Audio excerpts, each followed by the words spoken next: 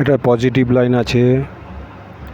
আচ্ছা, লালটা পজিটিভ, এটা পজিটিভ, আর কালোটা নেগেটিভ।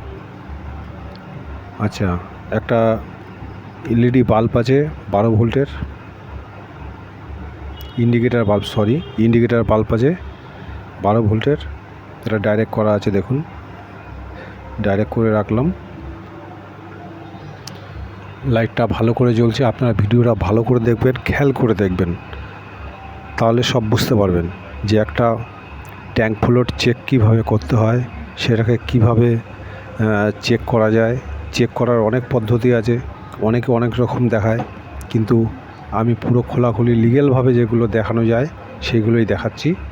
দেখবেন আপনাদের অবশ্যই ভালো লাগবে। আর একটা কথা বলছি, আজ বিজয় দশমীর জন্য সবার কাছে রয়েছে আমার প্রণাম নেবেন, বাচ্চাদের ভালোবাসা রইল। এবার দেখুন ভিডিওটা, এটা হলো পজিটিভ তার আর এটা নেগেটিভ তার। কালোটার হলো নেগেটিভ, আর এদিকে সবুজ যেটা ঢুকেছে ওটা কিন্তু পজিটিভ।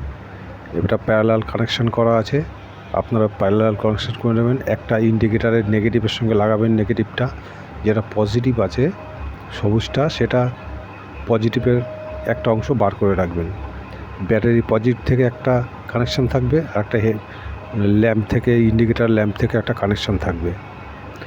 তাহলে ওই দুটো ঠেকালেই লাইট জ্বলছে, আপনারা দেখে নিয়েছেন। এবার ফ্লোট পিনটা আগে দেখুন। ফ্লোট পিনটা খারাপ হয়ে গেছে বলেছে, কিন্তু টেস্টিংয়ে খারাপ হয়নি, গন্ডগোল মিটারের ছিল, তাও নতুন আনেছে বলে আমি পাল্টে দিয়েছি। মিটারে নতুন দেওয়ার পরেও কাজ হয়নি, তারপরে মিটার ঠিক করে আনার পরে ওটা কাজ হয়েছে। এবার এই দেখুন, এই পিনটা একটা পিন থেকে খুলে নেবেন, এটা আপনারা নিজেরা সবাই জানেন। সবুজটা হলো, সবুজ যে তারটা আছে এটা হিরো হন্ডার নেগেটিভ, হলুদটা হলো পজিটিভ। এটা সবই নেগেটিভ পজিটিভ হয় না, দুটোই নেগেটিভ আছে, মানে প্যারালাল কানেকশন হয়েই ওটা ডাইরেক্ট মিটারে যায়। এবার আমাদের চেক করার জন্য হলুদটাকে, যেটা পজিটিভ আছে সেটাকে হলুদ তারে বেঁধে নিলাম, ভালো করে জড়িয়ে নিলাম।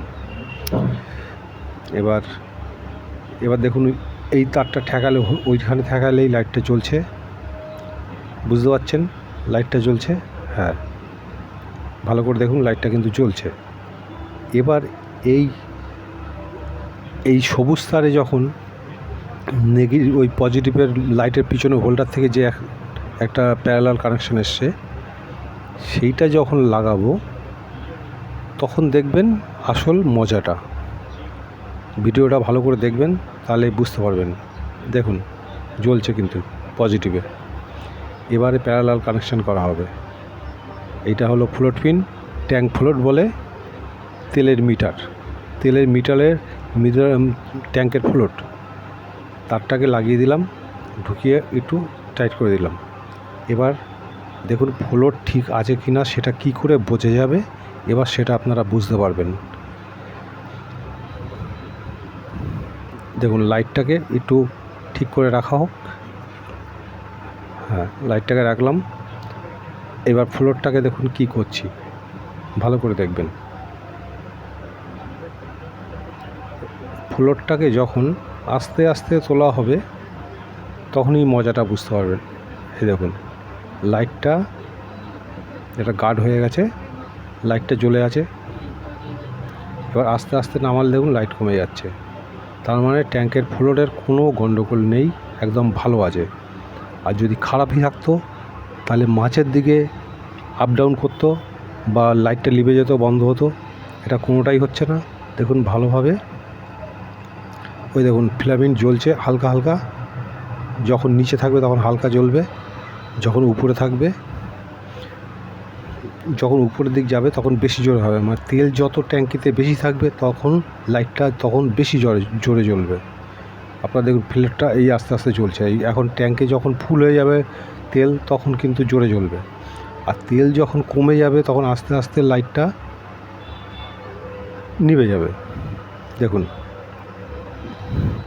এটাই হলো বোঝার যে ট্যাঙ্কের ফ্লোট ভালো আছে কি না।